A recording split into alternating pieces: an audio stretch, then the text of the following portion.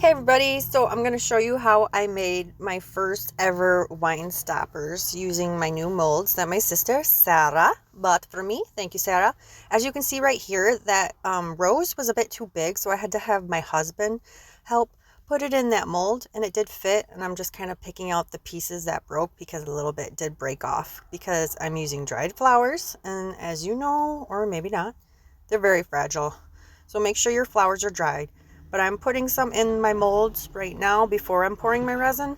And as you can see, I'm being very gentle, trying not to crush the flowers. But they fit in the molds pretty tight, and that's going to help them not float later, and you'll see. So now I'm adding my resin. I'm using Let's Resin epoxy resin, and I just mixed it, and I made sure to mix slowly because I don't want a lot of bubbles. And before I pour any mold, I spray them with 91% alcohol, and that's what that bottle is. And if I spray too much, which sometimes I do, I just kind of dump it out. And the rose is going to be the trickiest one here because it's upside down and there's going to be a lot of air pockets underneath. So I'm gently squeezing kind of like the bottom of the rose, trying to get resin to fill in those air bubbles.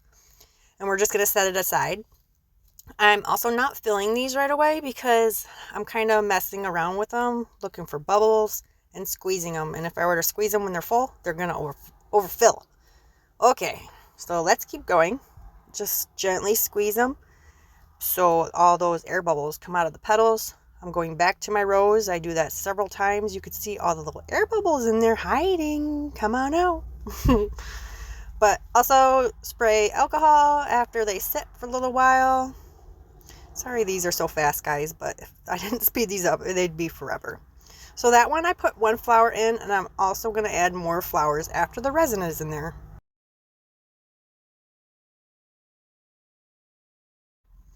You can gently use a toothpick and rearrange flowers as needed. And now I'm just going to top them off. And I used my resin right after it was mixed because that way it's still really thin and not really thick, and that'll help the bubbles all to rise. Now after you filled them, you kind of have to babysit them. Look for air bubbles. See, the rose is still got air bubbles coming out of it. Look at that. So because the molds are kind of small, the flowers aren't shifting around a lot, and that's awesome because I don't have to always push them down, but they do float, yes. Just keep pushing them down very gently and babysit them until the resin's thick enough and they don't float no more.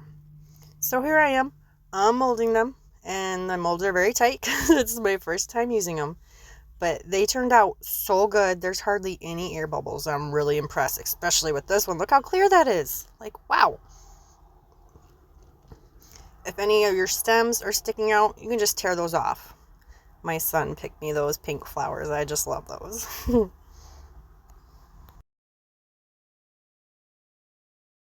Check out my rose. There's no air bubbles. I did a good job squeezing the air bubbles. I got very lucky. Got to show that off. And I'm molding them all so you can see how they turned out. And I debated how I wanted to attach my corks, if I wanted to use glue or resin. I figured resin would be a better secure, I don't know, attachment, I guess.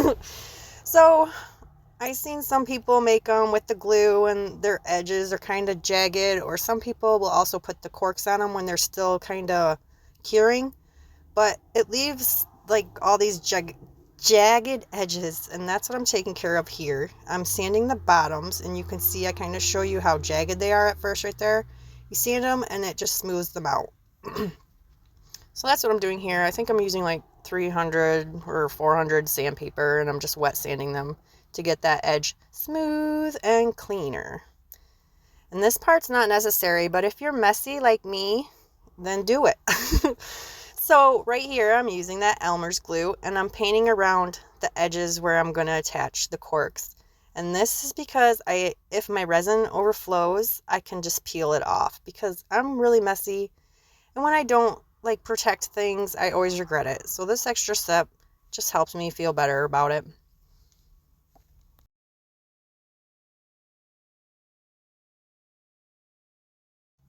Once that is dry, I mix up a little bit of clear resin, and then I'm just putting like a teeny tiny amount on each wine bottle stopper, I guess. I have them balanced on some checkered molds. This one right here, I put a little bit too much on, too much resin, so I'm just kind of picking it out. I don't want to put too much on because if you put the corks on it, it's going to overflow on the sides. And now I am just trying to center the corks, and they are going to balance there pretty much. So try to center them as much as possible. Obviously this spear one is the hardest because it's the roundest. There's nothing flat. That one was still a little bit full. I touched it to the resin and I wiped it with a paper towel to take off any excess. They just need a little bit of resin to help it attach. And then we let them cure and peel off that Elmer's glue. If some resin drips onto your wine stopper that you didn't want there, you can spray a paper towel with 91% alcohol and wipe it, and that should remove it. Also, be mindful when you're adding the corks on. If your gloves have resin on them and you're touching the pretty art, just you don't want fingerprints. So be mindful, be careful. You got this. Now I'm going to show you the finished pieces. They look so good. I'm really impressed how bubble free they are. There are a few micro bubbles towards the bottom, but that's okay. It happens.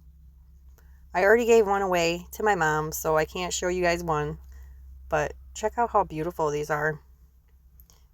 Let me know if you guys try it, how you like my tutorials. I know they're really fast, but I'm trying. I don't know. Thank you for watching. I love the rose, and this one is my favorite. This flower from my son. I just love it. I'm keeping this one, even though I don't really drink a lot of wine. And when I do, I don't have leftovers.